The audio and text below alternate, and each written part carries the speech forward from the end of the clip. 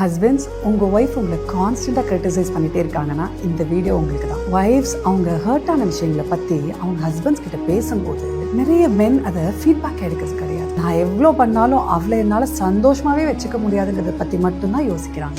Wife's அவங்க relationship பற்றி பேசும்போது மென் அவங்க கேரக்டர் பற்றி தான் பேசுகிறாங்களோன்னு நினச்சி டிஃபென்சிவ் ஆகிடுறாங்க. அண்ட் ரிலேஷன்ஷிப்பில் அது ரொம்ப டேஞ்சரஸ். ஜான் காட்மன் ஒரு சைக்காலஜிஸ்ட் இதை 4 ஹார்ஸ்மென் சொல்கிறாரு. அதாவது இந்த 4 கம்யூனிகேஷன் patterns உங்க ரிலேஷன்ஷிப்ல இருக்குன்னா it's a sign that your relationship is going towards end. அதுல ஒண்ணுதான் டிஃபென்சிவ்னஸ். men, உங்க ஒய்ஃப் ஏதாவது சொல்றாங்கன்னா அவங்க உங்களை அட்டாக் பண்றாங்கன்னு அர்த்தம் இல்லை. அவங்க உங்க கூட கனெக்ட் பண்ண ட்ரை பண்றாங்கன்னு தான் அர்த்தம். ஆனா நீங்க டிஃபெண்ட் பண்ண ஆரம்பிச்சோன்னு ரிலேஷன்ஷிப்ல கனெக்ஷன்ல இருந்து ஈகோக்கு ஷிஃப்ட் ஆயிடுது. ஸோ நெக்ஸ்ட் டைம் உங்க ஒய்ஃப் அவங்க ஹர்ட்டை எக்ஸ்பிரஸ் பண்ண ட்ரை பண்ணும்போது இமீடியட்டா ஜஸ்டிஃபை பண்ணாம கொஞ்சம் டைம் எடுத்து இந்த ஒரு குவெஸ்டனை கேள்வி, நான் பண்ணதுல எந்த விஷயம் அவங்களை hurt பண்ணுச்சு? Because matured men understand the difference between complaint and criticism.